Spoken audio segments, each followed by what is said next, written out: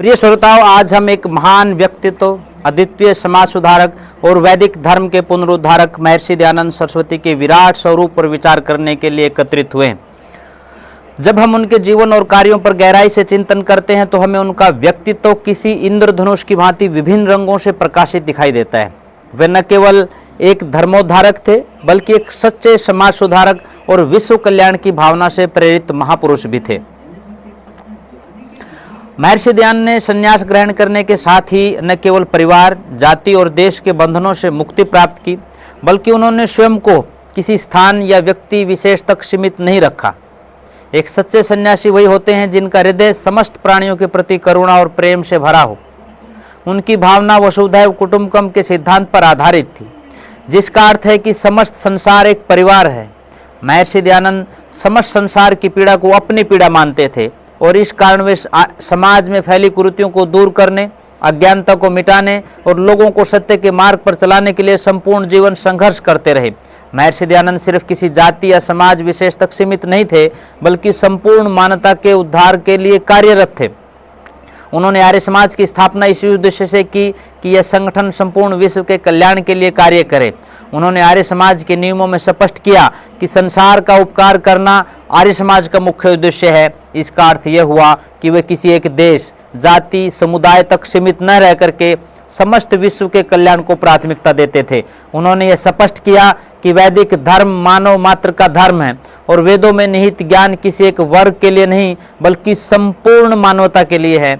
महर्षि दयानंद के आने से पहले यह मान्यता थी कि वेद केवल उन्हीं के लिए है जो हिंदू धर्म के उच्च वर्गों में जन्म लेते हैं, परंतु उन्होंने इस मिथक को तोड़ा और यह सिद्ध किया कि वेद सभी मनुष्यों के लिए समान रूप से उपयोगी हैं। उन्होंने यजुर्वेद का हवाला देते हुए यह सिद्ध किया कि यथे मां वाचम कल्याणी मां वदानी जनेभ्य, इस मंत्र के माध्यम से इसका अर्थ करते हुए वो कहते हैं कि यह वैदिक वाणी से ब्राह्मण, क्षत्रिय, वैश्य, शूद्र, आर्य, अनार्य सभी के लिए है। महर्षि दयानंद ने यह घोषणा की कि सभी मनुष्य उस परमात्मा के पुत्र हैं, इसीलिए वेदों का ज्ञान समस्त मानवता के लिए खुला होना चाहिए। महर्षि दयानंद का उद्देश्य केवल भारत तक सीमित नहीं था। उन्होंने कहा, भारतवर्ष के मत मतांतरों से मुझे कोई विशेष प्रेम नहीं है। मेरी तो यही इच्छा है कि सत्य सनातन वैदिक सिद्धांत शीघ्र संपूर्ण भूगोल में प्रवृत्त हो जाएं। इस कथन से यह स्पष्ट हो जाता है कि किसी धर्म, जाति या संप्रदाय की सीमाओं में बंधे हुए नहीं थे। उनकी दृष्टि वैश्विक थी और समस्त विश्व को सत्य, धर्म और वैदिक ज्ञान से प्रकाशित करना चाहते थे। श्रोताओं, दयानंद सरस्वती का व्यक्तित्व किसी एक स्थान, जाति, संप्रदाय तक सीमित नहीं था। वे एक महान सुधारक, सत्य के उपासक और संपूर्ण मानवता के मार्गदर्शक थे। आज आर्य समाज की स्थापना दिवस के अवसर पर हमारा यह कर्तव्य बनता है कि हम उनके विचारों का प्रचार और प्रसार करें, उनके बताए मार्ग पर चलें।